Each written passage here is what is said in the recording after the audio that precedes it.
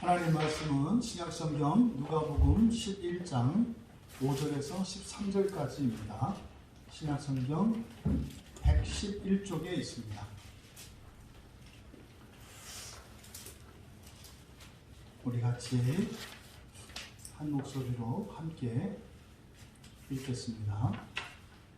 또 이르시되 너희 중에 누가 벗이 있는데 밤중에 그에게 가서 말하기를 벗이여 떡 세 덩이를 내게 구워달라.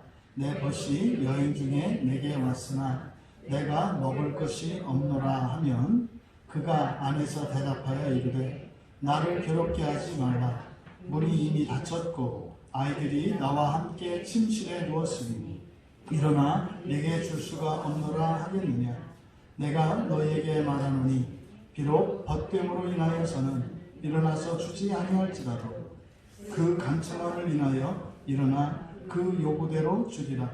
내가 또 너희에게 이르노니 구하라 그러면 너희에게 주실 것이요 찾으라 그러면 찾아낼 것이요 문을 두드리라 그러면 너희에게 열릴 것이니 구하는 이마다 받을 것이요 찾는 이는 찾아낼 것이요 두드리는 이에게는 열릴 것이니라. 너희 중에 아버지 된 자로서 누가 아들이 생선을 달라 하는데 생선 대신에 뱀을 주며 알을 달라 하는데 전갈을 주겠느냐. 너희가 악할지라도 좋은 것을 자식에게 줄 알거든. 하물며 너희 하늘 아버지께서 구하는 자에게 성령을 주시지 않겠느냐 하시니라. 아멘. 기도합니다. 진리의 영이신 성령님, 이 시간 하나님의 말씀을 들고 설교하고자 하오니 참된 진리를 밝히 드러내게 하여 주시고 그 진리가 사랑하는 주의 자녀들의 심령 안에 깨달아지고 심겨지게 하여 주셔서 우리의 본성을 바꾸시고 우리의 인생을 바꾸시는 하나님의 구원의 열매가 맺히게 하옵소서. 감사하며 예수님의 이름으로 기도하옵나이다. 거룩한 주일 예배에 참석하신 또 인터넷으로 함께하고 계신 여러분 모두를 환영하며 축복합니다. 하나님께서 오늘 이 예배를 통해서 우리에게 주시고자 하시는 귀하고 좋은 것들로 우리 모두에게 베풀어지기를 그렇게 채워지기를 축복합니다. 설교의 제목은 친구의 기도, 자녀의 기도입니다. 우리가 지금 누가복음 11장에서 예수님께 기도에 대하여 가르쳐 주시기를 요청하였던 제자들에게 예수님께서 이제 기도에 대한 교훈을 주고 계십니다. 그리고 이제 지난주에 이어서 이제 주님께서 또한 제자들에게 기도에 관하여 말씀해 주시는데 지금 오늘 본문의 내용을 쭉 우리가 읽었습니다만 오늘 읽은 본문의 가장 중심이 되는 것은 9절과 10절입니다. 여러분들이 한번 성경을 가만히 보시면 9절에 내가 또 너희에게 이르노니 구하라 그러면 너희에게 주실 것이요 찾으라 그러면 찾아낼 것이요 문을 두드리라 그러면 너희에게 열릴 것이니 구하는 이마다 받을 것이요 찾는 이는 찾아낼 것이요 두드리는 이에게는 열릴 것이니라. 이 말씀이 핵심입니다. 그런데 이 말씀이 앞뒤 전후 문맥 안에서 이해가 돼야 합니다. 앞뒤 문맥을 빼고 요 9절과 10절만 그것을 취하면 이 말씀을 통해서 예수님께서 우리에게 가르치시고자 하는 참된 그 진리가 우리에게 오지 않습니다. 그러면 또 다른 율법이 될 뿐입니다. 또 다른 율법이 되면 결코 그 유익을 누릴 수가 없습니다. 우리가 몰라서 안 하는 게 아니거든요. 안다고 해서 되는 게 아니다 이겁니다. 알아야죠. 하지만 안다고 해서 되는 것이 아닙니다. 그래서 전체의 문맥 안에 이거는 앞에는 친구에 대한 이야기 그리고 뒤에는 아버지에 대한 이야기가 있습니다. 그래서 앞뒤 문맥 안에서 우리에게 주님께서 가르쳐 주시고자 하는 기도에 대한 교훈의 바른 진리를 우리 모두 깨달아 알 수 있기를 바랍니다. 먼저 5절과 6절에 보면 또 이르시되 너희 중에 누가 벗이 있는데 밤중에 그에게 가서 말하기를 벗이여 떡 세 덩이를 내게 구워달라. 내 벗이 여행 중에 내게 왔으나 내가 먹일 것이 없노라 하면, 이렇게 되어 있습니다. 그런데 지금 5절의 문장을 먼저, 5절은 세 개의 의문문으로 되어 있는 문장입니다. 세 개의 의문문으로 되어 있고, 6절은 맨 끝에 세 번째 의문문에 종속되어 있는 것입니다. 그런데 이 문장이 좀 어려운 것은 우리가 일상적으로 사용하는 말의 어순을 따르지 않고 거꾸로 뒤집어 놨어요. 그래서 뒤에서부터 이 문장을 이해해야 예수님께서 지금 질문하시는 의도가 무엇인지를 우리가 알게 됩니다. 그러니까 이 문장들 하나하나를 살필 때마다 무슨 말이지 한데 전체 세 개의 의문문을 다 이해하고 나면, 그리고 역으로 이것을 역으로 생각을 하면 예수님이 지금 5절과 6절에서 제자들에게 던지신 이 질문의 의미를 파악할 수 있다. 첫 번째, 5절의 첫 번째, 우리말 성경에는 너희 중에 누가 벗이 있는데 이렇게 되어 있지 않습니까? 이게 이제 미래 의문이에요. 미래형이고 의문문입니다. 그러니까 너희 중에 누가 친구를 갖고 있을 것인가? 그러니까 훗날, 먼 훗날 어떤 때 너희 중에 누가 친구를 갖고 있을 것인가? 질문이 생뚱맞단 말이에요. 두 번째, 그리고 너희 중에 누가 그에게 밤중에 찾아갈 것인가? 여기서 그는 만약에 친구가 있다면 이런 뜻이고요. 그 친구에게 언제 찾아가요? 밤중에. 그러니까 찾아갈 수 없을 때죠. 그리고 세 번째 의문문이 너희 중에 누가 말할 것인가? 이게 세 번째 의문문입니다.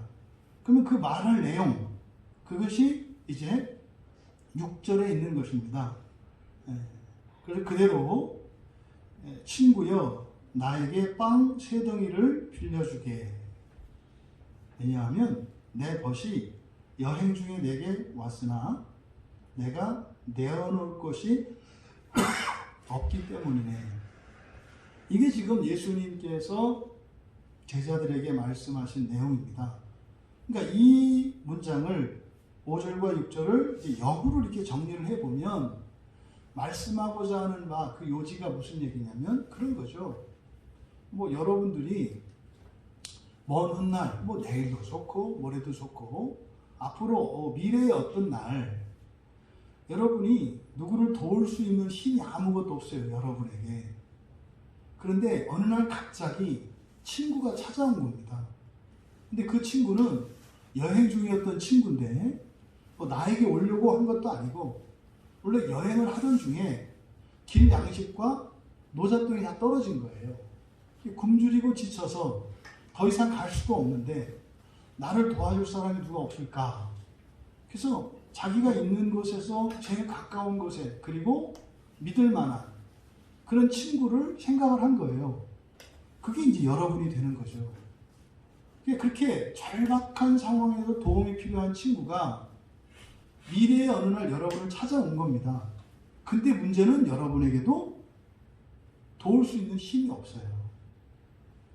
그랬을 때 너희들 중에 누가, 그러니까 여러분 중에 누가 그런 상황에 처했을 때 과연 밤중에 찾아가서 도움을 구할 수 있는 친구가 있겠는가? 이렇게 물어보신 거예요.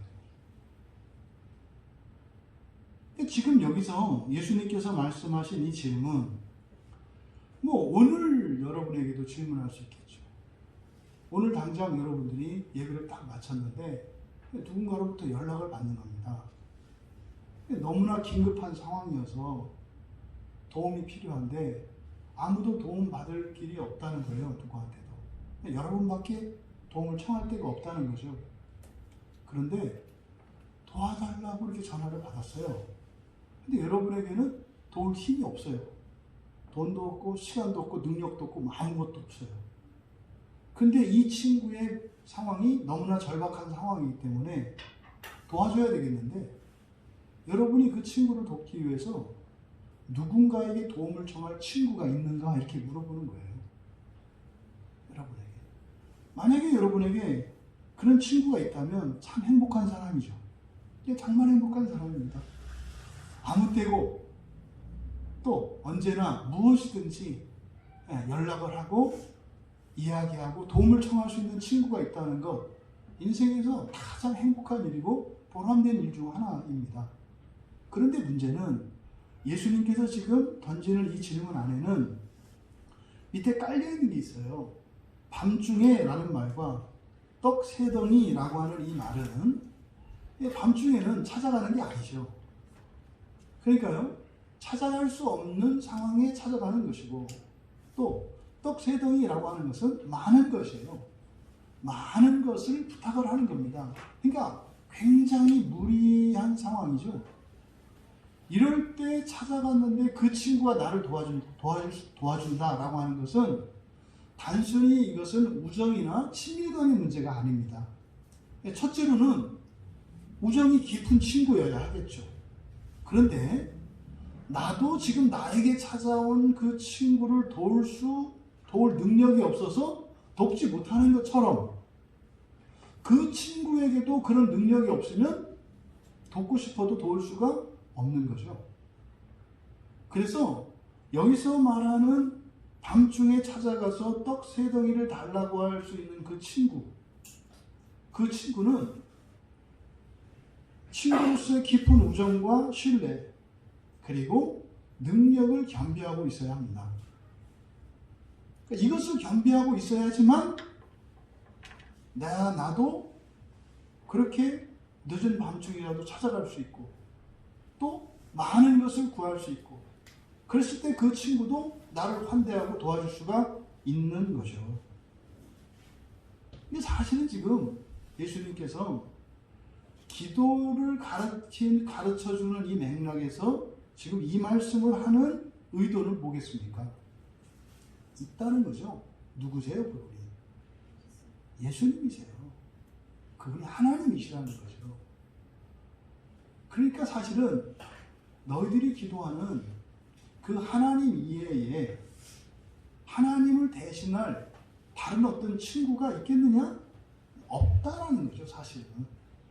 근데 너희들에게는 그런 친구가 있다는 거죠. 이 말씀을 하시는 겁니다. 그리고 7절에서 그가 안에서, 이때 그는 뭡니까? 그러니까 있는 경우죠. 설사 그런 친구가 있다 할지라도 이런 거죠. 그런 친구가 있다 할지라도 그래서 이때 그는 굉장히 강조하고 있어요. 이 헬라어 원문에서는 이거를 강조하고 있습니다. 그래서 그리고 바로 그 친구는 너에게 나에게 친구가 있습니다 라고 했던 그 친구. 근데 그 친구에게 네가 찾아갔는데 어떻게 해요? 안에서 대답하여 이르되, 이게 안에서 대답하여 이르되라고 하는 것은 문도 안 열어주고 안에서 대답한다는 거예요. 여러분이 누군가를 찾아갔는데 그 누군가 그냥 누구도 아니고 굉장히 친한 친구란 말이에요. 친한 친구에게 갔는데 문도 안 열어주고 안에서 이야기하고 있는 상황이에요. 이게 누굽니까? 문을 안 열어주고 얘기하는 경우는 낯선 사람인 거죠. 근데 친구인데 그렇게 한다는 거예요. 밤중에 찾아가서 도움을 청하러 갔는데 그 친구가 어떻게 해요? 문도 안 열어주고 그냥 안에서 말만 한다. 이 얘기입니다. 그리고 그 친구가 하는 말이 나를 괴롭게 하지 마라. 그러니까 곤란하게 하지 말라는 거죠. 할 수 없다 이거죠. 나를 곤란하게 만들지 말게. 문이 이미 닫혔고, 그래서 문이 닫혔다는 것은 지금 빵을 구하는 거니까 이해하기 쉽도록 이것은 이제 주방 정리를 했다는 거죠. 주방을 다 치운 겁니다. 그래서 남은 음식 다 갖다가 이웃에게 다 나눠줬고 지금 주방이 싹 정리됐다. 문이 닫혔고 그러니까 주방을 다 치워놨기 때문에 치워놓았고 게다가 아이들이 나와 함께 침실에 누웠으니 이게 무슨 말이냐면 아이를 재우고 있다는 말이에요. 우리 애들을 지금 내가 잠재우고 있다. 마치 양쪽 팔에 두 아이를 팔베개 해주고 애들이 잠을 못 자고 엎치락뒤치락 해서 이 아이를 지금 간신히 재우고 있는 상황이다 이 말이에요.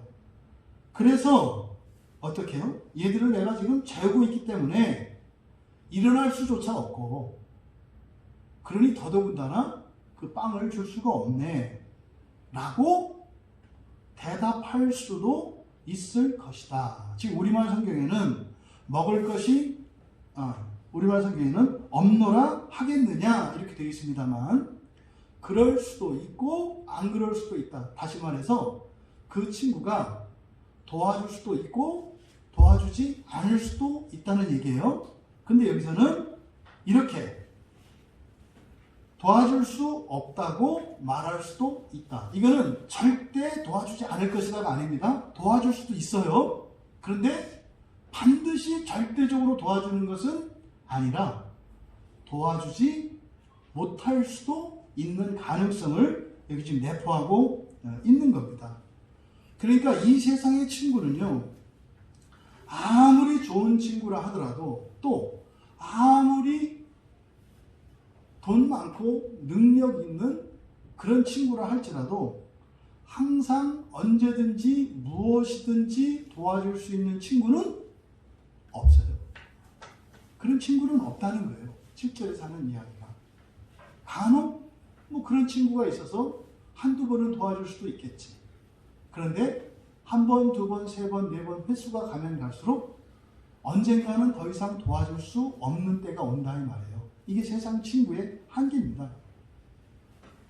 그리고 이제 8절에서 내가 너희에게 말하노니 여기서 이제 현재 시제로 나타낼 때는 진리를 나타내요. 그러니까 이것은 틀림없는 진리입니다.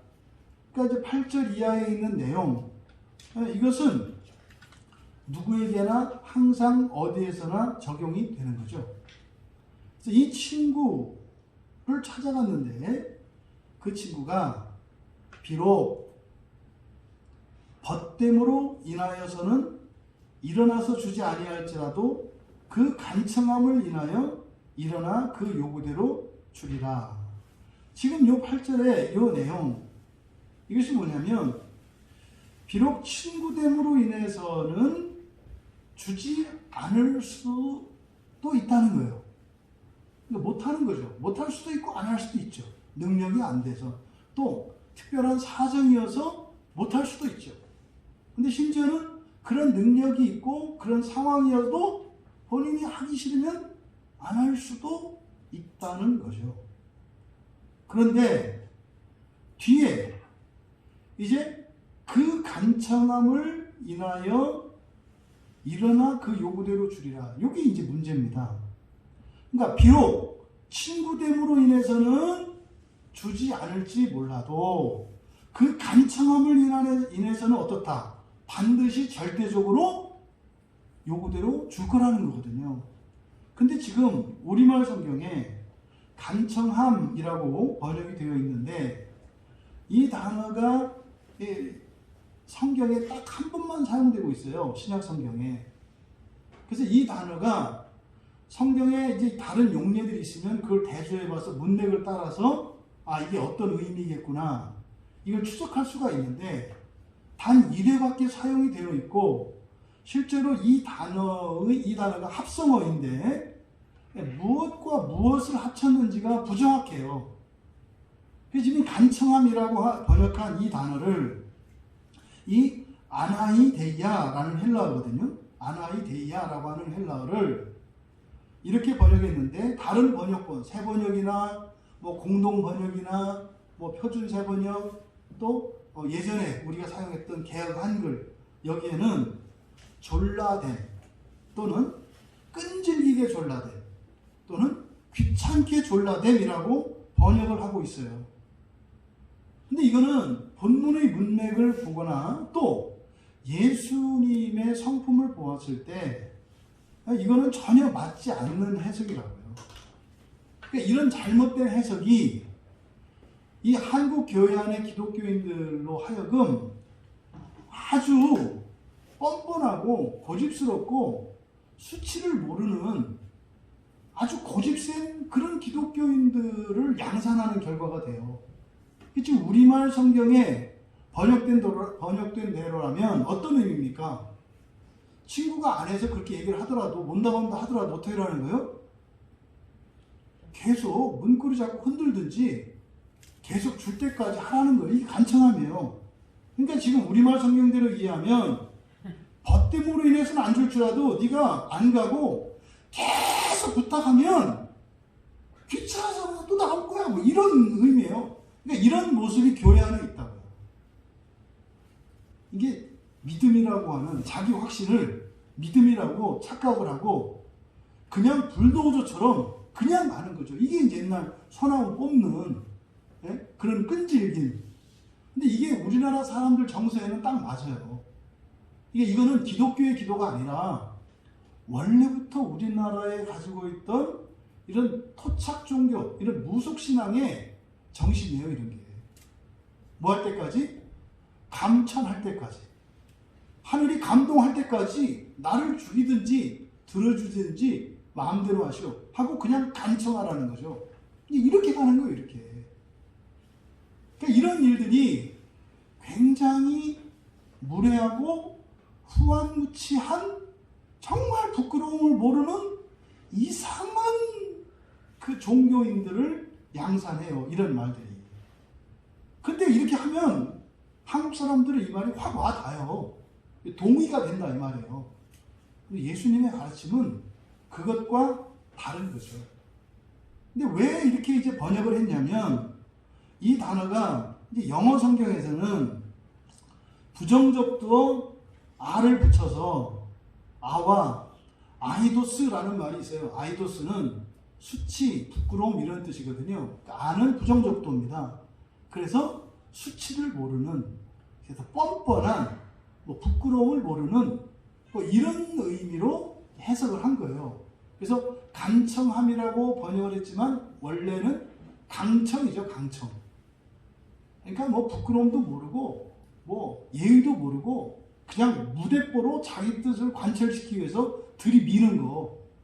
여기 이제 영어 성경을 따라서 이제 번역을 했기 때문에 이렇게 한 겁니다. 그러니까 이렇게 뻔뻔하고 모렴치한 이런 것들이 교회 안에서 미덕인 것 같은.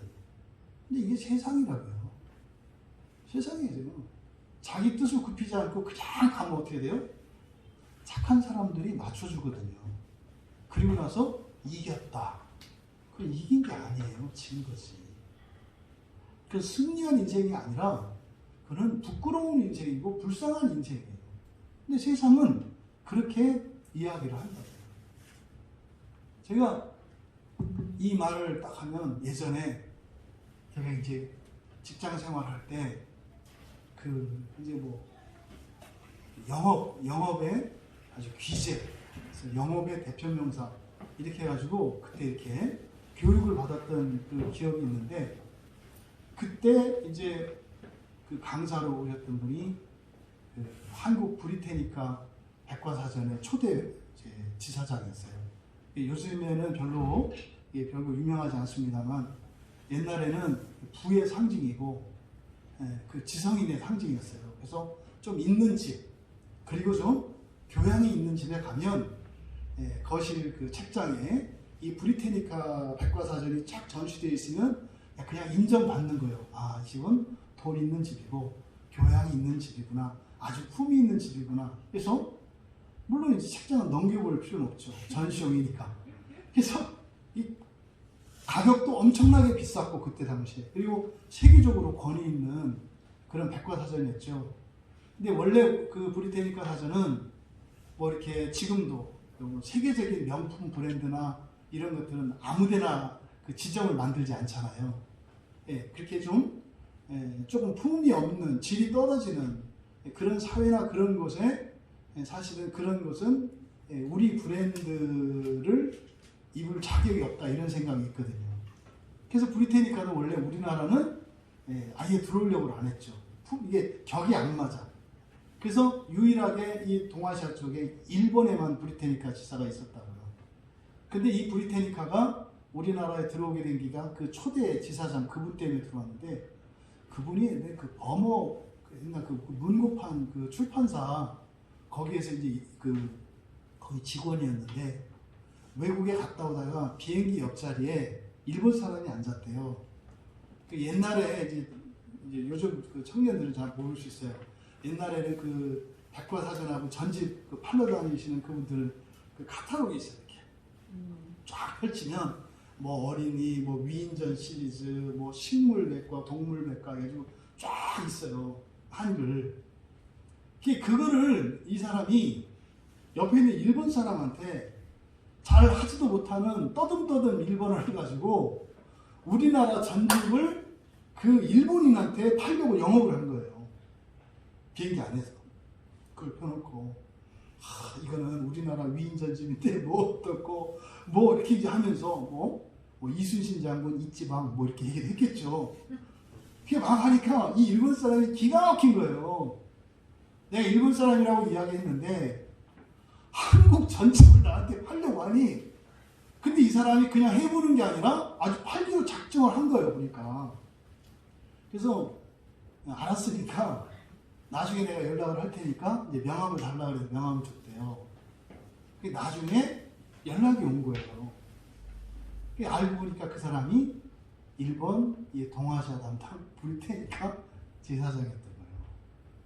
그래서 당신을 보니까 한국에 내가 생각을 하고 있었는데 적임자가 없었는데 당신이 한국 부를 테니까 초대 지사장을 맡으라 해가지고 이분이 지사장을 맡은 거예요.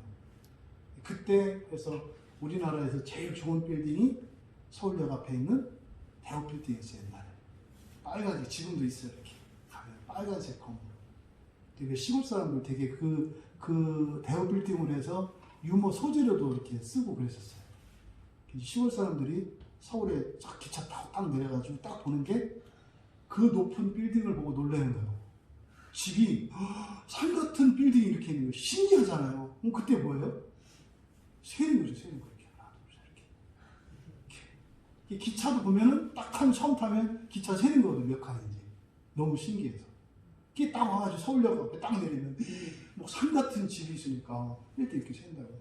한 시골 촌부가 처음 서울에 왔다가, 서울 오기 전에 옛날에 시골에서 교육받고 오는 거 아시죠? 코 가려라, 귀 가려라. 이 쓰리꾼들이 코베가고 기베가니까. 그리고 절대 서울 사람들하고는 말하지 마라. 서울 사람들은 너무 똑똑하고 거짓말을 잘해가지고 당한다. 철저히 훈련을 받고 왔다고요. 딱 와서 이제 그 빌딩을 쭉 샜는데 옆에 툭툭 치는 거예요. 지금 뭐 했냐고. 저 빌딩 갔다고. 저 샜죠? 아, 네. 이 아저씨. 이거 한 층에 1호씩이니까 몇 층 샜냐고. 저 5층 샜다고. 그 빨리 5원 내놓으라고. 5원 딱 주고 돌아서 이 시골에서 온 사람이 뿌듯해하는 거야. 서울 것들 아무것도 아니네. 나 5층 샜는데, 나 15층 샜는데 5층을 믿어. 야, 난 서울 사람들이 뭐 굉장히 똑똑하다고 했더니 웃주라고 갔다는 거죠. 그럴 만큼 유명하게 대우 빌딩이었는데 거기에 이제 맨 위에 한 층에 다 묻은 거예요. 근데 이 지사장 얘기를 왜 했냐면, 그분이 뭐라고 하냐면 자기는 영업을 할 때 한 번 딱 팔기로 하면 무조건 판대요. 그 사람이 안 사면 계속 쫓아가요. 계속. 그래서 어느 정도냐면 집 앞에 쫓아가요. 그럼 집 앞에 쫓아갈 때 상대도 안 하고 들어가잖아요. 담을 넘어가요. 담을 넘어가서 현관문 앞에서 밤새 기다려요. 그럼 어제 쫓아왔던 사람이 형 문 열었는데 여기 있는 거예요. 사장님 차가운 거 사주세요. 그때 제가 그 얘기를 듣고, 야, 안 사줄 수가 없겠다. 안 사줄 수가. 지금은 뭐 이런저런 법이 있어서 이렇게지만 충분히 그냥 뭐 그럴 수도 있다고 생각할 때거든요. 회사 가면 회사 따라오죠. 화장실 가면 화장실 따라오죠. 집 가면 따라오죠. 담 넘어서 마당에서 기다리고 있죠. 그러니까요. 팔아주는 게 나아요. 진짜로 여러분 이렇게 산다면요, 돼요. 지금도 돼요. 지금 그렇죠. 그게 여기서 말하는 간청이에요. 이게 제가 그때 굉장히 은혜를 받았거든요. 너무 간단해. 그러네. 그냥 하면 되는 거네. 근데 진짜로 돼요. 근데 그렇게 뻔뻔하지가 못하지. 한 번, 두 번 번, 세 번, 네 번 박대하면 되게 가버리는데 그 마지막에도 포기 안 하고 끝까지 가면 나중에는 막 화내고 별짓을 다 하다가 나중에 웃게 되고요. 나중에는 카드를 꺼내게 돼 있어요. 그리고 개운해요. 그 책을 사고 나서. 이게 그런 거예요, 세상이지.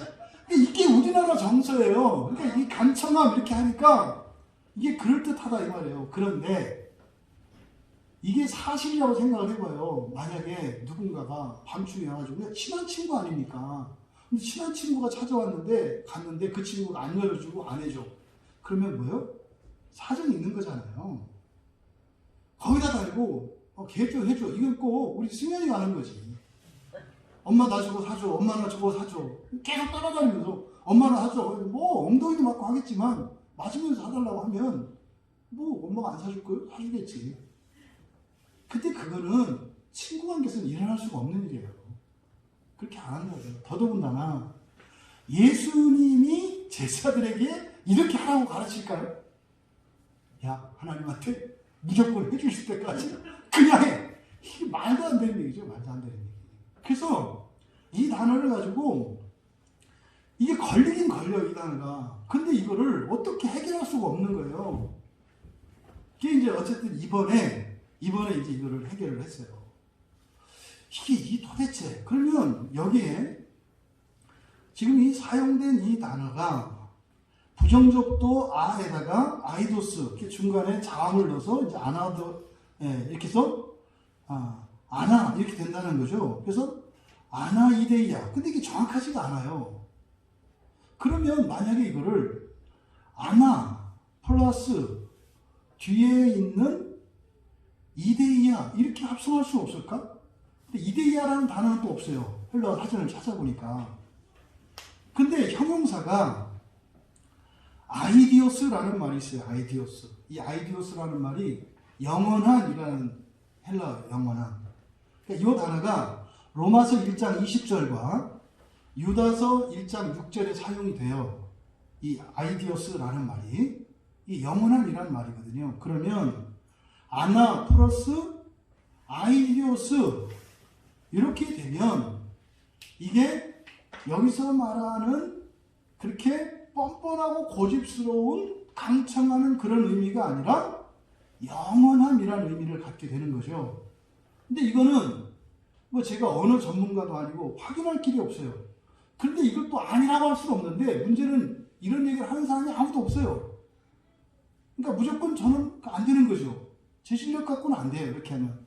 최소한 뭐 헬라어 전문가이거나 이런 사람이라야 이렇게 되는데 그런데 요 단어를 70인역 예레미야 8장 5절에 이거에 명사형을 줬더라고요. 그러니까 예레미야 8장 5절에 이렇게 돼 있어요.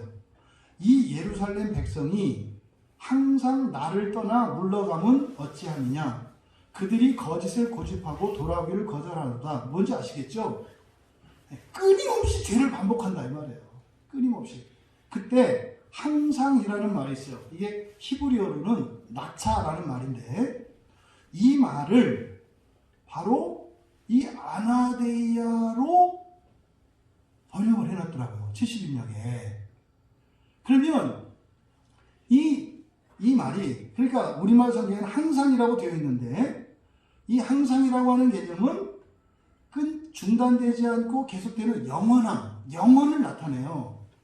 그러니까 간청함을 그 영원함 이렇게 바꾸어서 이제 번역을 하면 대조되는 게 뭡니까?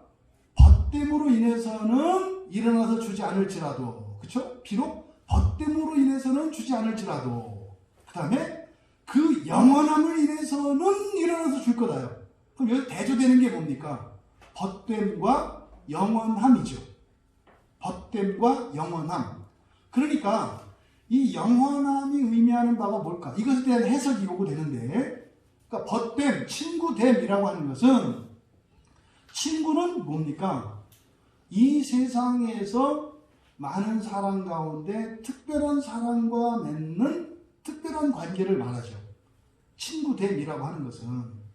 그러니까 여기서 그 영원함이라고 하는 것은 이것은 이 세상이 아니라 영원한 나라에서 영원한 관계 이렇게 이해할 수도 있겠죠. 왜냐하면 지금 대조하는 게 친구됨과 영원함이니까 친구라고 하는 것은 일시적이고 제한적이지만 특별한 관계를 나타내는 말이 친구잖아요. 그럼 이 영원함이라고 하는 것은 절대적이고 영원한 관계 이렇게 이해할 수 있다는 말이죠. 그러면 그 간청함이라고 되어 있는 이것이 바꿔 말하면 영원한 친구 이렇게 이해를 해도 되겠다. 그러면 영원한 친구됨, 그러니까 비록 친구됨으로 인해서는 일어나서 주지 않을지라도 영원한 친구됨으로 인해서는 해줄 것이다. 이렇게 의역을 할 수가 있겠다. 그러니까 지금 말씀하고자 하는 바가 뭡니까? 이 세상에 있는 친구는 제한적인 친구예요. 한시적인 친구예요. 시간적으로, 환경적으로 제한을 받아요. 우리 청년 때는, 저도 그랬죠. 20대, 30대 여태까지 친구가 최고죠, 친구가. 영원할 것 같이. 가족보다 영원할 것처럼 생각을 해요. 그래서 가족은 두 번째지. 첫 번째가 친구. 이게 여기 20대 때 인간관계의 특징이죠. 친구를 위해서라면 목숨을 바칠 수 있지. 근데 엄마를 위해서는 내가 잔소리도 못 참지. 이게 이제 보통 20대 때 그 인간관계예요. 근데 살아보면 알잖아요. 그죠? 친구가 원수가 될 수도 있어요. 친구가. 저희 그 어렸을 때 친구 중에 한 친구가 아주 착하고 그랬던 친구인데 모든 친구들의 원수가 된 친구가 있어요. 그 30대 때 친구들 다 사기쳤어요. 저도 당했어요. 싹 당했는데 다 몰랐어. 왜? 그냥 수십 명의 친구들이 근데 다 할 때마다 방법이 똑같았어. 다. 갑자기 어느 날 갑자기 나타나가지고 막 돈 자랑하고 애들이 막 밥 사주고 막 그러더니 갑자기 와가지고 지금 급한데 아이고 이렇게 푼돈 얼마가 필요한데 근데 푼돈이 나한테 큰 돈이야. 근데 그 친구가 이렇게 보여줘. 돈을 이만큼 보여주고 내가 잠깐 한 몇백만 원이 또 몇 천만 원이 없는데 내가 조금 이따 줄게. 잠깐만 좀 빌려. 이런 식으로 신용을 쌓고 나서 그리고 나서 야 나 이거 창피하니까 절대 다른 친구들한테는 얘기하지 마. 근데 이게 하루 이틀 한 달 두 달 뒤로 미뤄지는 거예요 전부. 그러니까 이제 소가리를 하다가 또 얘기 않기로 했는데 그 친구의 명예를 위해서 또 이렇게 지켜주려고. 아니 이 친구가 몇 달 동안 연락이 안 돼요. 근데 자꾸 물어봐. 너 누구 못 봤니? 이게. 너 걔 왜 찾아? 나도 걔 찾는데. 그렇게 그냥 이렇게 지나간 거죠. 나중에 이제 3개월, 4개월, 6개월이 지나고 나서는 이제 연락이 안 되니까 이상하잖아. 근데 다 보니까 너도 사방팔방 다 걸린 거예요. 완전히 당했어요, 완전히. 그 친구가 원수가 됐죠. 원래 그런 거예요, 세상은. 우리나라 보세요, 지금. 남한과 북한, 남북으로 분단국가 상황에서 심지어는 가족들조차 북한에 있던 가족이 어느 날 찾아갔어요. 그럼 어떻게 간첩 아닌가? 이렇게 하네요. 가족조차도. 그러니까 세상의 친구는요, 상황에 따라서, 조건에 따라서 돌변할 수도 있는 게 이 세상의 인간관계예요. 모든 게. 그런데 여기서 그 영원함이라고 하는 것은 뭐겠어요? 변함이 없는 관계. 시간적으로 영원하고 그리고 관계적으로 절대적인 이 관계를 말하는 거죠. 그러니까 만약에 그 찾아간 친구가 그렇게 영원한 친구라면 해준다 이렇게 말씀한 거죠. 그럼 여기서 말하는 그 영원함은 누구를 말하는 겁니까? 예수님을 말하는 거죠. 이 세상 친구가 좋은 친구가 있어서 설사 한두 번 도와줄 수도 있어. 그런데 그 친구 좋다고 좋은 친구라고 하는 그것 때문에 도와주는 것도 한계가 있어. 근데 영원한 친구 되시는 하나님은 언제나 무엇이든지 너를 도울 수 있어. 이렇게 8절의 내용이 깨달아져야 9절의 말씀이 비로소 풀리는 거예요. 그리고 나서 9절이 되는 거죠. 내가 또 너희에게 이르노니. 여기서 내가 너희에게 말한다. 이거 지금 이중으로 강조되어 있습니다. 이중으로. 앞에 8절에서도 너희에게 말한다 이렇게 되어 있지 않습니까? 진리성을 나타낸다 그랬잖아요. 근데 9절에서는 현재형으로 썼을 뿐만 아니라 나를, 원래 나라고 하는 주어는 문장에 쓰지 않습니다. 나는 뭐뭐한다 하지 않고 이렇게 주어는 동사 안에 포함이 되어 있기 때문에 나라고 하는 동사는 주어는 쓰지를 않아요. 근데 나라고 하는 주어도 썼고 게다가 위치도 문장의 맨 앞으로 끌어냈어요. 그러니까 현재 시제로 또 쓰지 않는 주어 나라는 주제를 쓰고 그것도 문장의 앞으로 꺼내고 그래서 2중, 3중으로 강조하고 있어요. 뭐겠어요? 지금 여기 9절에서 하는 이 말씀이 얼마나 기도와 관련해서 중요한 말씀인가를 강조하고 있는 거예요. 그러니까 주님의 이 가르침이 절대적인 것이고 진리다라고 하는 것을 강조하고 있는 거예요. 기도와 관련해서 이때 세 가지. 첫 번째로 구하라 그러면 주실 것이다. 두 번째 찾으라 그러면 찾아낼 것이다. 세 번째 문을 두드리라 그러면 너에게 열릴 것이다. 이게 지금 앞에 있는 이 문맥을 빼버리고 이것만 생각하면 이게 방법론으로 주어지죠. 여러분들이 구하고요, 찾고요, 두드리면 돼요. 그럼 이게 뭐예요? 다시 그 8절에 간청함으로 돌아가는 거죠. 얻을 때까지 하세요 이렇게 되잖아요. 그러니까 이 말씀이 바르게 이해가 안 되는 거예요. 그럼 첫 번째, 구하라 그러면 주실 것이다. 이 전제가 뭐예요? 영원하신 친구에게 부탁하는 거기 때문에 된다고 하는 전제가 있는 거예요. 그러면 여기서 구하라 그러면 너에게 주실 것이요 이렇게 되어 있는데 지금 하나님이 말하자면 우리의 영원하신 친구라는 거거든요. 그런데 여기서 그러면 구하라 할 때는요, 친구한테 이렇게 부탁할 때 쓰는 말이 있고 아랫사람의 윗사람한테 쓰는 말이 있어요. 헬라어에서. 그렇게 친구끼리 사용을 할 때는 에로토라는 말을 사용해요. 에로토. 친구한테 부탁할 때는. 근데 여기서는 에로토를 쓰지 않고 아이테오를 써요. 아이테오는 아랫사람이 상전에게, 하급자가 상급자에게 요청을 할 때 쓰는 말이 아이테오입니다. 그러니까요, 하나님과의 이중적 관계를 지금 염두에 두라는 거예요. 하나님은 여러분의 친구세요. 그것도 그냥 친구가 아니라 영원한 친구, 완전한 친구, 절대적인 친구예요. 그런데 구할 때 기도하는 거죠. 어떻게 해라?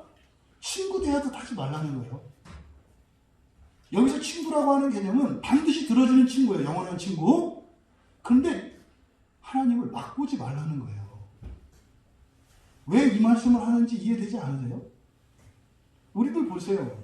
특히 우리나라도 이렇게 이 주민번호를 이렇게 서열을 매기는 사회이기 때문에 뭐 여성들이나 여성들은 조금 덜 할 수 있어요. 남성들은 항상 어디 가나 뭐 이 숫자가 기준이에요. 숫자. 생년월일 숫자, 아니면 학번 숫자, 아니면 사번 숫자. 이 숫자에 의해서 이렇게 자리매김을 딱 해요. 그 주민등록증 가봐. 몇 살? 동생. 너? 나 형. 말라? 아, 예. 또 이렇게, 형님? 이렇게 해서 서열을 줘요. 근데 친구라는 말은 원래요, 서열을 짓는 말이 아니라 이게 뭡니까? 친밀도를 나타내는 거죠. 친분 관계를 나타내는 거거든요. 그래서 보통 윗사람하고도 친구처럼 지낼 수가 있어요. 아랫사람하고도 친구처럼 지낼 수가 있어요. 그러니까 아버지하고 아들도 친구처럼 지낼 수가 있어요. 근데 문제는 뭐냐면 우리나라 사람들이 또 여기 헬라 사람도 마찬가지예요. 친구가 되면 그냥 맘먹어. 친하다는 이유가 상대방을 존중하지 않는 구실이 된다 이 말이에요. 그러니까 또요, 버릇없이 보니까 또 서열을 딱 잡으면 또 뭐예요? 친구가 안 돼. 거리감이 생겨. 요 딜레마가 있다 이 말이죠. 그러니까 이거는 여러분들이 하나님과 여러분 사이에도 이런 일이 존재해요. 하나님이 여러분의 완전하고 영원한 친구십니다. 그랬을 때 지금 여기서 예수님께서 말씀하시는 말은 그렇다 하더라도 하나님의 그 존귀와 영광을 잊어서는 안 된다는 거예요. 하나님은 우리의 친구와 같은 분이시지만 친구처럼 친한 분이시지만 친밀하게 대해주시지만 하나님은 어떤 분이시다? 전능하고 무한하고 거룩하신 경배받으셔야 할 하나님이라는 것을 잊으면 안 된다 이 말이에요. 그래서 하나님을 막 보면 안 돼요. 그래서 항상 이 예배의 자리에서는 어느 정도의 하나님을 존중하고 높이는 그런 마음가짐이 있어야 돼요. 그게 없으면 어떻게 되는 거예요? 이렇게 되는 거예요. 이게 넘는 거죠. 이게 지금 예수님께서 요걸 지금 주의를 하시는 거예요. 기도해라. 네? 구해라. 그런데 어떻게? 피조물인 게다가 죄인인 내가 거룩하신 하나님께 구하는 것을 잊지 마라. 그런데 뭐해라? 거리 두지 마라. 이 둘을 잘 접목시키는 것은 굉장히 어렵습니다. 우리가 그래요. 또 이렇게 하나님을 또 거룩하게 높이면 두려워서 이렇게 거리를 두게 되고 또 거리를 장벽을 싹 없애버리면 또 그냥 하나님 어깨동무하려고 하는 이 죄성이 아주 못된 죄성이 이 안에 틈만 타고 일어난다는 말이죠. 그러니까 이걸 여러분들이 잘 조절을 하셔야 돼요. 그러면 이렇게 아이테테 구하라. 그러면 여기서 지금 우리말 성경은 주실 것이다 이렇게 돼 있어요. 그러면 주는 게 하나님이죠. 그러니까 주시는 주권이 하나님께 있잖아요. 그러니까 주실 수도 있고 안 주실 수도 있네 주권이. 그러니까 우리말은 이렇게 번역을 했습니다만 그래서 하나님의 주권을 빼버렸어요. 이걸 수동태로 만들었어요. 그래서 원문에서는요. 구하라 그러면 너에게 주어질 것이다 그래요. 그러니까 응답될 것이다. 그러니까 구하면 구한 대로 될 것이다요. 그러니까 하나님의 이 주권의 자리를 없애버렸어요. 일부러. 그러니까 뭐예요? 이거는 무조건 구하면 자동으로 되는 거다 이 말이에요. 하나님이 주시는 것인데 하나님도 이거를 취소할 수는 없어. 그러니까 반드시 주실 거야. 이 말을 수동태로 표현을 하고 있다. 영원한 친구이신 하나님께 친구처럼 구하는 것이 아니라 지극히 하나님을 높이며 하나님을 경배하며 구하면 영원한 친구 되신 하나님께서 반드시 기도를 들어주신다는 말씀입니다. 여러분들이 잘 기억하시기 바라요. 두 번째, 찾으라 그러면 찾아낼 것이요. 여기서 찾으라 제테이테 그랬거든요. 이 제테이테는 제테오의 명령형입니다. 이 제테오라고 하는 것은요. 우리가 전에도 살펴봤던 성경에서 중요한 단어 중에 하나예요. 무엇인가를 찾기 위해서 바닥까지 샅샅이 뒤지는 겁니다. 그러니까 여러분이 뭐 예를 들어서 뭐 인감도장을 딱 찾으려고 하는데 지금 계약서를 써야 되는데 인감도장이 없어. 그럼 어떻게 해요? 뭐 문갑이 어느 사방팔방 다 뒤지잖아요. 요게 찾으라예요. 이게 찾으라. 그러니까 이건 뭡니까? 반드시 찾아야 한다고 하는 결단이 있고 찾기 전까지는 멈추지 않을 거죠. 그리고요. 할 수 있는 모든 것을 다 하는 거예요. 요게 제테오입니다. 그러니까 여기서 찾으라는 기도가 아니에요. 우리가 생각하는 기도가 아니에요. 여기서 이 제테오가 의미하는 것은 뭡니까? 목표하는 것, 원하는 것을 얻기 위해서, 찾기 위해서 하는 일과 수고와 열심과 노력을 말하는 거예요. 그 기도라는 게 손을 모으고 눈 감고 예수님의 이름으로 믿음으로 기도하는 거 이것만 기도가 아니라 사실은 뭐라는 거예요? 우리가 어떤 목표의식을 가지고 일상생활에서 하는 모든 행동과 이런 수고도 기도라는 거예요. 이것만 기도가 아니라. 그러니까 이걸 착각하니까 종종 사람들이 어떤 일을 해요? 내일이 시험인데 어떤 학생이 기도하고 있어요. 그럼 내일 시험 보는 학생은 어떤 식으로 기도해야 돼요? 공부하는 방식으로 기도를 해야 되는 거예요. 그런데 공부를 하더라도 기도로서 하는 공부가 있고 그냥 하는 공부가 있다는 거죠. 그냥 하는 공부는 뿌린 대로도 못 거둘 겁니다. 그날 심장이 뛰면, 그리고 마킹을 실수하면 열심히 했지만 점수가 안 나올 수도 있어요. 그때 반대로 기도로서 하는 공부는 하나님이 하신다는 거예요. 이게 지금 찾으라는 말의 의미예요.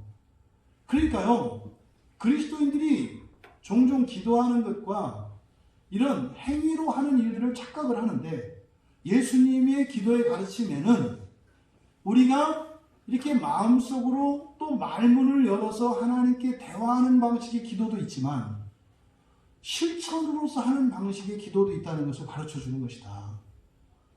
그러면 찾아낼 것이다. 이렇게 돼 있어요. 여기 보세요.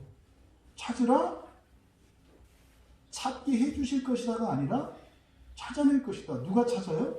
내가 찾는다 이 말이에요. 내가 무엇을 위해서 어떤 일을 했는데 마치 이건 뭡니까? 내가 그 일을 다 할 수 있는 것처럼 말씀하잖아요. 근데 이게 지금 기도에 대한 가르침이라고 그랬죠.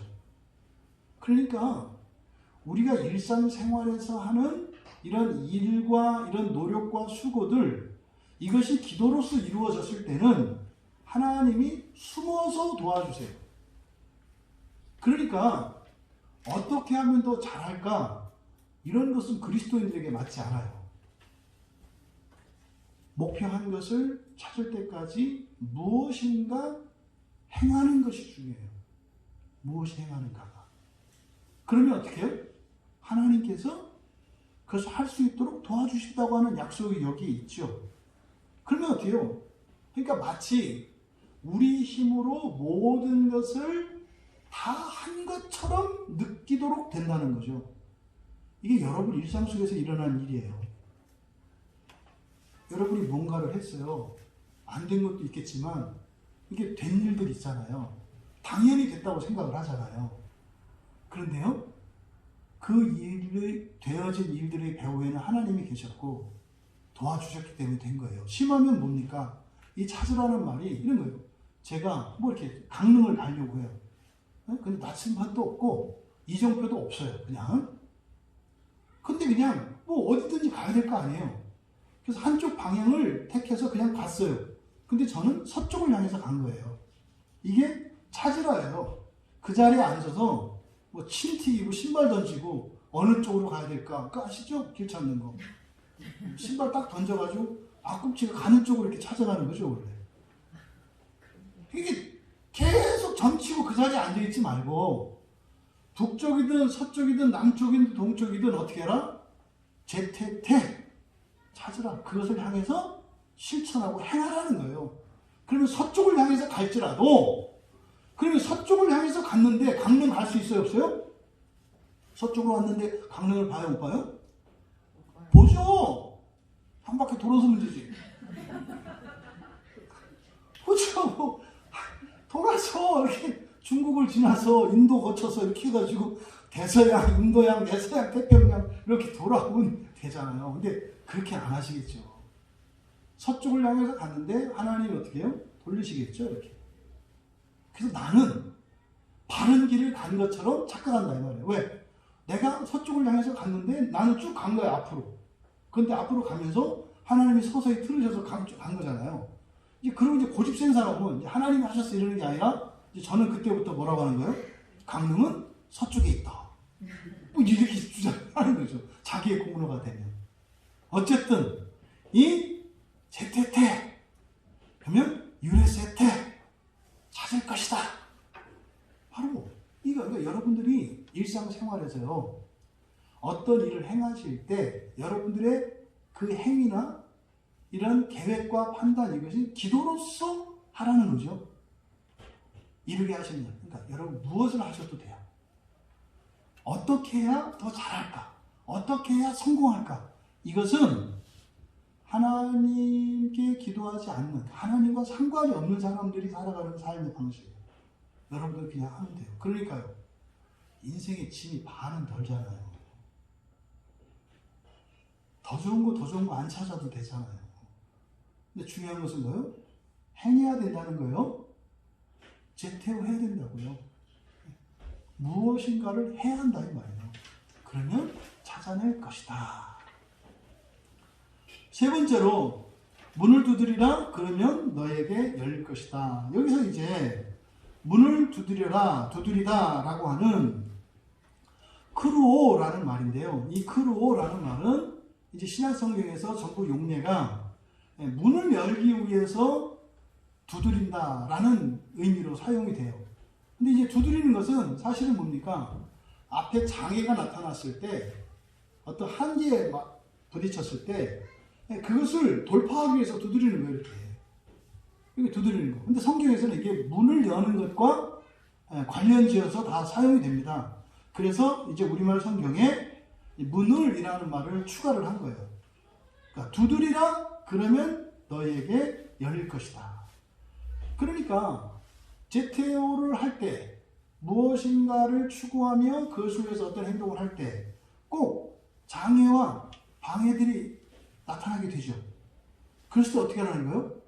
포기하거나 주저앉지 말라는 거예요. 뒤돌아서지 말라는 거예요. 그냥 계속해서 그것을 향해서 돌파하고 도전하고 두드리라는 거예요. 그러면 어떨 거다? 열릴 것이다. 근데 여기서 이제 문을 두드리라 문이 열릴 것이다. 이제 문으로 우리가 생각을 했을 때 그래서 원래 열다, 열리다 그러면 오이고라는 말을 써요. 헬라어로 오이고, 영어의 오픈이거든요. 오이고가. 근데 이 앞에 아나라고 하는 이 접도를 붙여요. 그 아나는 위로라는 뜻이거든요. 근데 이 방향성을 위라고 가르쳐줘요. 열리기는 열리는데 위로 열린다.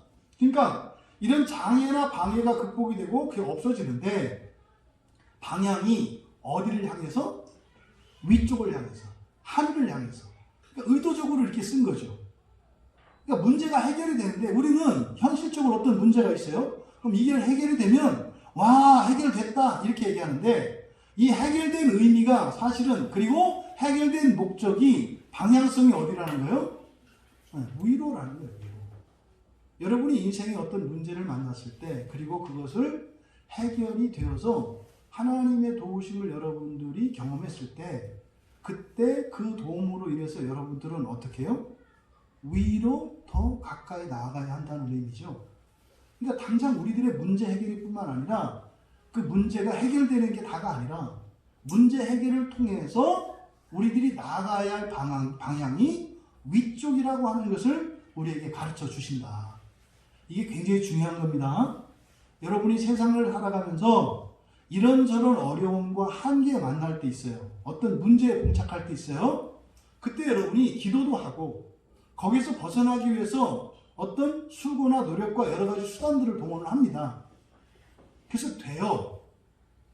여기서부터가 중심이에요. 여기서부터가 진짜 메인 이벤트예요. 문제가 해결이 됐어요. 그러면 이게 어디를 향해서 올라가야 돼요? 위로 가야 돼요.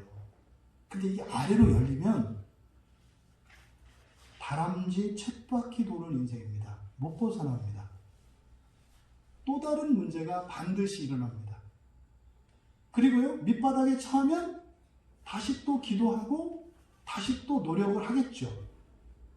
열려요? 그러면 또다시 밑으로 내려오면 끊임없는 되풀이입니다. 이게 팔자예요, 팔자.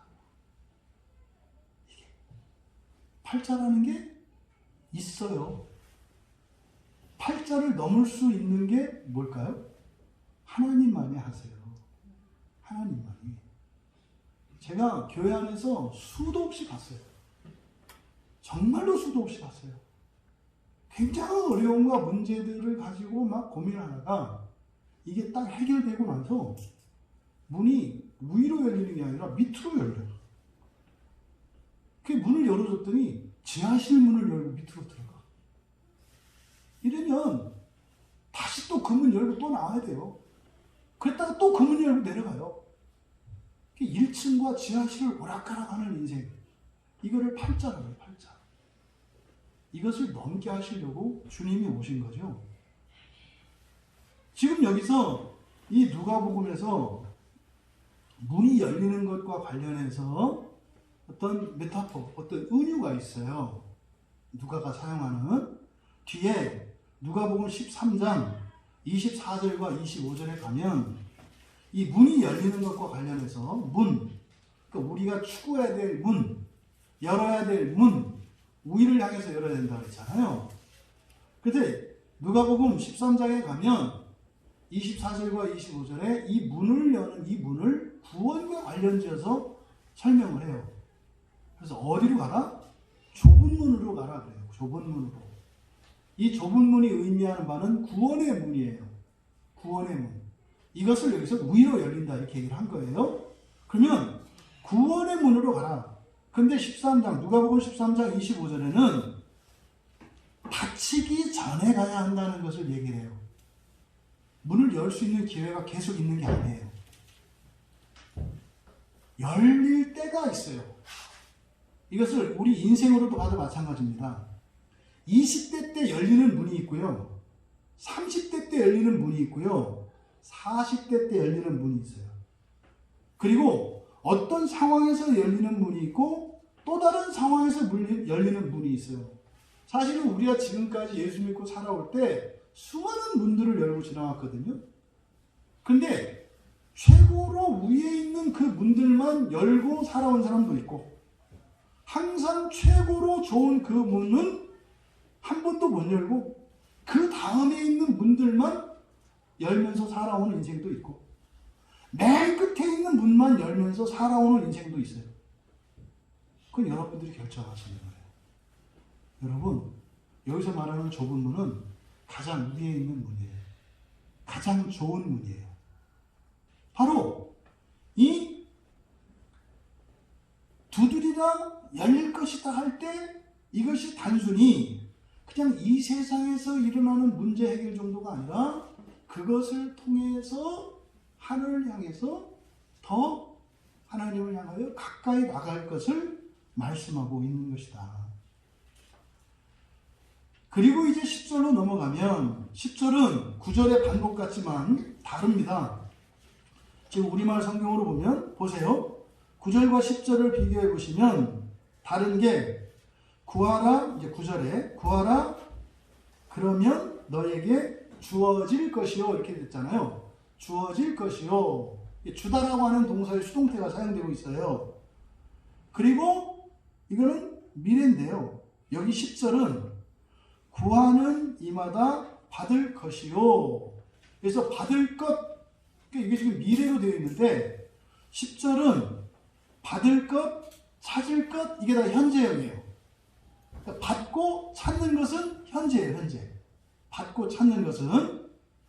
그리고 마지막에 열리는 것만 미래예요. 그러니까 의도적으로 받고 찾는 것의 현재성, 그리고 열리는 것의 미래성을 10절에서 이야기하고 있어요. 그러니까 앞서 말씀드렸던 것처럼 위를 향해서 문이 열린다고 말씀드렸잖아요. 그러니까 이 문이 열리는 것은 여러분들이 어떤 인생의 문제가 해결됐다고 했을 때 다 끝났다 이럴 게 아니라 그것을 통해서 열릴 문이 있다는 것을 기억하셔야 되죠. 마지막 열릴 문. 주님이 오셨을 때 문을 열어주시는 그 문. 누가복음 13장에서 하는 얘기가 그거예요. 문이 닫히고 나면 그때 가서 두드려도 소용이 없다고 얘기한다 이 말이에요. 그래서 지금 10절은 왜냐하면 이라고 하는 접속사를 붙여서 9절에 대한 이유를 설명하고 있는 것 같지만 그 차이가 바로 주어질 것이요 라고 하는 동사를 받을 것이요 라고 하는 동사로 바뀌었고 시제가 현재예요. 왜냐하면 현재적으로 구하는 모든 사람들은 구하는 것을 얻고 찾는 모든 사람은 찾는 모든 것을 얻고 이렇게 되는 거예요. 하지만 두드리는 모든 사람에게 문은 열릴 것이다. 미래문을 왔다고요. 여러분들이 기도할 때 또 여러분들의 기도 제목이 있잖아요. 그 모든 소원과 여러분들의 이런 기도의 제목은 결국 어디로 가야 된다는 거예요? 마지막 문이 열리는 것에 초점이 맞춰져야 된다는 거예요. 이 문은 어떤 문이에요? 좁은 문이라고요. 이 좁은 문이 의미하는 바는 뭡니까? 예수님께서 재림하실 때 그의 나라에 들어갈 그 문이에요. 왜 좁은 문이라고 그래요? 찾는 자가 적기 때문에 좁은 문이라고 그래요. 그 문은 넓어질 수도 있어요. 얼마든지. 찾는 자가 많으면 무한대로 문을 넓힐 수가 있어요. 그런데 그 문을 이용하는 사람이 없어. 그래서 좁은 문이라고 이야기를 하는 거예요. 사람들이 가지 않는 문. 지금 딱 오늘 이 주일에 교회 문이 좁은 문이잖아요. 무슨 말인지 아시겠죠? 교인들조차도 교회 문을 안 열고 들어가잖아요. 그래서 좁은 문이라고 한다 이 말이에요. 가면 갈수록 더 좁아질 겁니다. 그러니까 정말로 가면 갈수록 더 좁아지겠죠. 이게 예수님의 가르침이죠. 그리고 나서 이제 11절에서 13절까지는 아들의 요구와 아버지의 그 응대에 대해서 아버지와 아들 사이의 관계로 또 나옵니다. 11절에 너희 중에 아버지 된 자로서 누가 아들이 생선을 달라 하는데 생선 대신에 뱀을 주며 알을 달라 하는데 전갈을 주겠느냐? 너희가 악할지라도 좋은 것을 자식에게 줄 줄 알거든. 하물며 너희 하늘 아버지께서 구하는 자에게 성령을 주시지 않겠느냐? 하시니라. 지금 여기서 말씀하고자 하는 바는 무엇이겠습니까? 여기서 예수님께서 이 말씀을 통해서 말씀하는 것은 우리가 일반적으로 우리 삶 속에서 아니 자식이 뭐 생선 달라고 하는데 거기다가 뱀을 내놓겠어요? 네? 계란 후라이를 달라고 했더니 전갈을 구워서 내주겠냐고요. 있을 수 없는 일이죠. 근데 사실은 뭐라고 그랬어요? 너희가 악할지라도 그랬잖아요. 그래서 너희는 누굽니까? 그냥 아버지예요. 아버지 된 자들이에요. 아버지 된 자들. 그래서 이 아버지 된 자들, 부모 된 자들이 좀 악할 때가 있죠.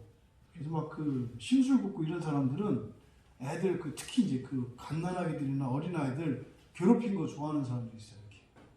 이렇게 보면 그 되게 잔인한 거거든요. 그 특히 갓난 애들 하늘 던지는 거 있거든요. 이렇게 딱 던지면 애들이 까르르 하죠. 그거는 웃는 게 아니라 공포의 표시거든요. 질려서 나타내는 표시. 그게 비명소리거든요. 까르르가. 근데요, 애들 웃음소리가 좋잖아요. 그러니까 그걸 들으려고 계속 던져. 그거 좋아한대. 그거 아주 무지막지한 겁니다. 악해서 그래요, 악해서. 또 가끔 보면은 어린이들 이렇게 그 애들 놀려먹는 재미 있어요, 이렇게. 네?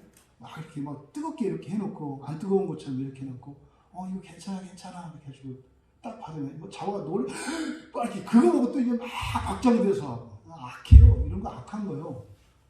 그 애들한테 그런 장난하면 안 되죠.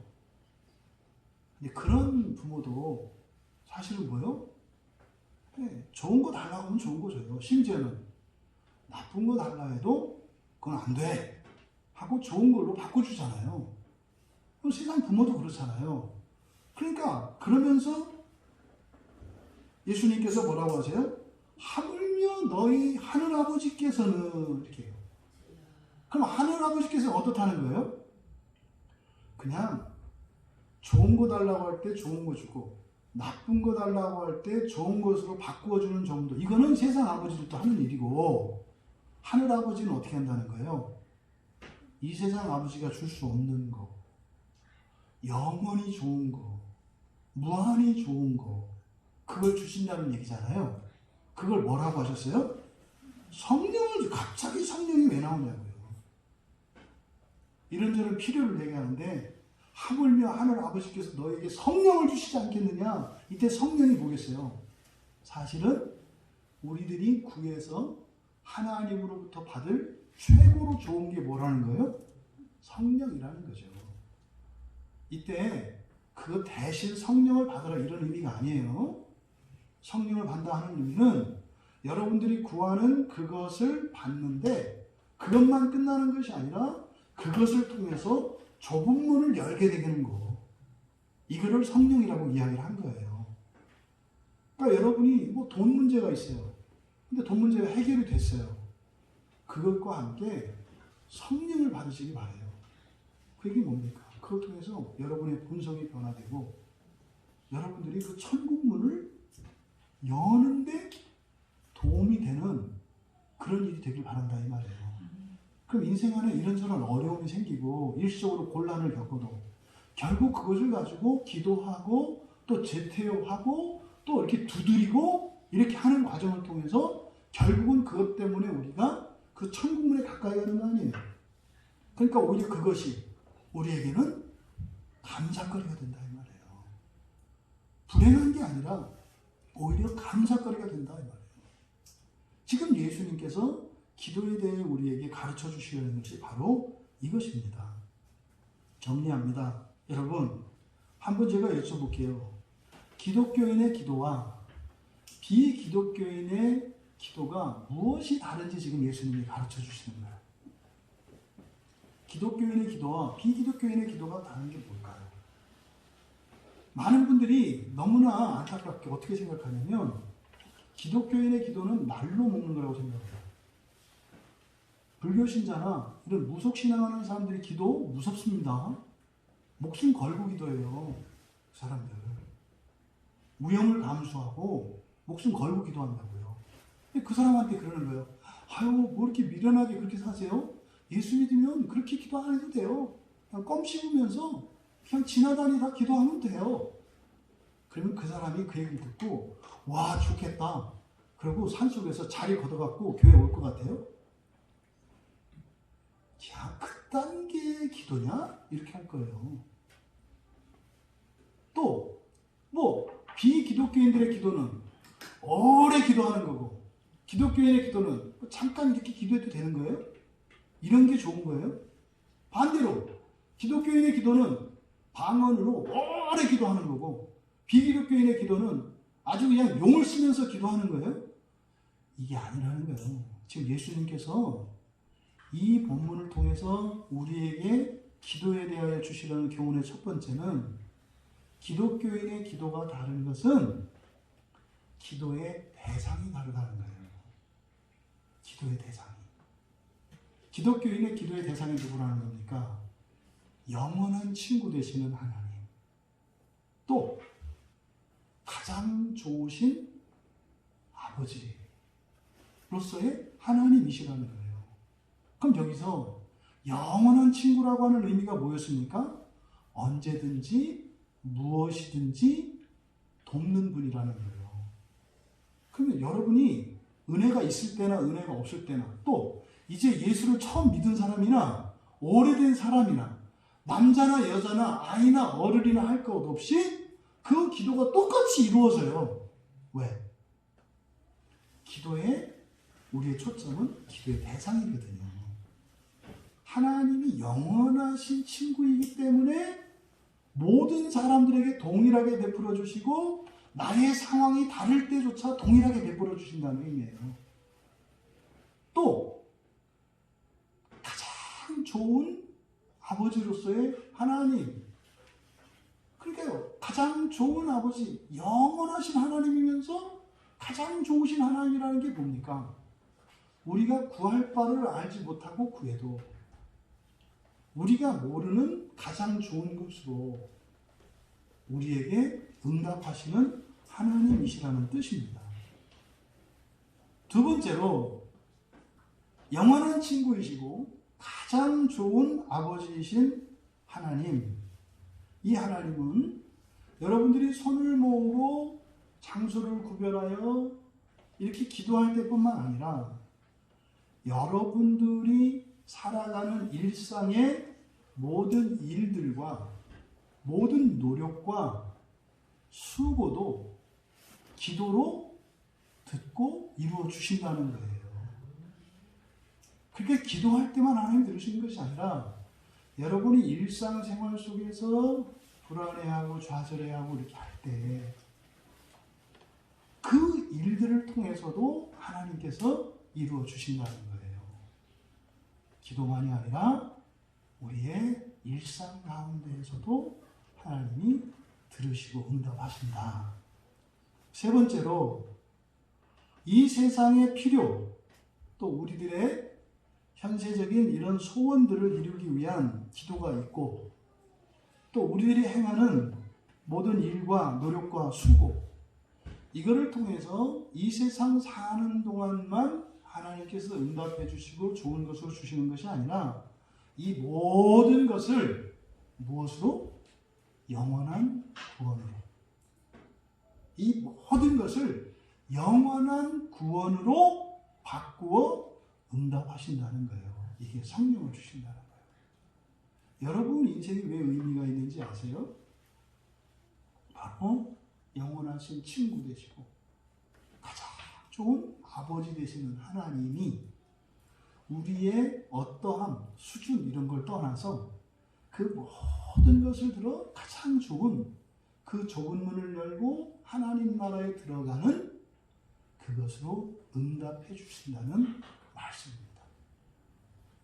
부디 오늘 예수님께서 가르쳐 주신 이 기도에 대한 교훈을 통해 우리의 기도 생활에 대한 변화뿐만 아니라 우리의 일상에 대한 그 의미와 가치가 재평가되기를 바라고, 무의미한 일상이 아니라 기도로서의 일상을 살아감으로, 또 이 세상만을 위한 수고가 아니라 영원한 그 나라를 위한 거룩한 수고가 되시기를. 그래서 때로는 인생이 우리가 원하는 대로 되기도 하지만 원하지 않는 대로 될 때도 있습니다. 그래도 우리가 낙심할 필요가 없는 것은 무엇입니까? 그 모든 것을 하나님께서 영원한 그 구원의 문을 여는 것으로 하나님께서 응답해 주실 것이라는 말씀입니다. 이 말씀을 깊이 간직하시고 하루하루 여러분들이 함께 하시며 도우시며 그 영원한 구원을 이루어 가시는 그 하나님의 구원의 일로 기뻐하며 감사하며 더욱 힘을 내며 살아가실 수 있기를 주님의 이름으로 축원합니다.